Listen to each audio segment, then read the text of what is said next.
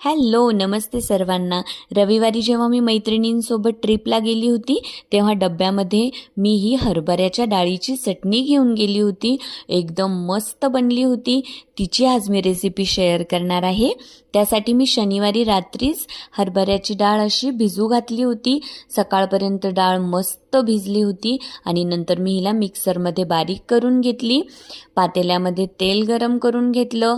मोहरी छान कडकडली की त्यानंतर मी जिरे ॲड केले. जिरेही छान फ्राय होऊ दिले आणि मग उभा कट केलेला कांदा मी ह्यामध्ये ॲड केला आणि कांदा मी नेहमी मीठ टाकून फ्राय करून घेते.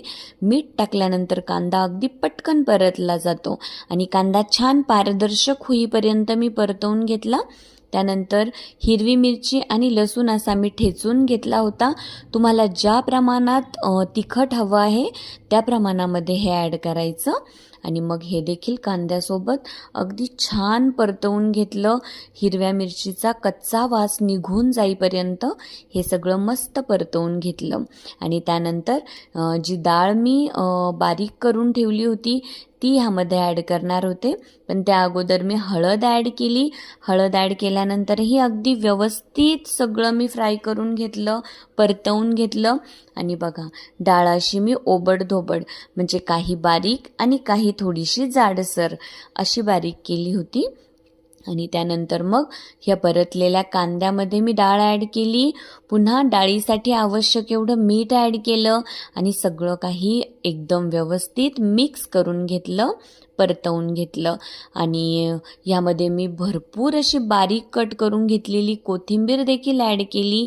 कोथिंबीर शिवाय तर ह्या रेसिपीला अगदी छान टेस्ट येणं तर अजिबात शक्य नाही.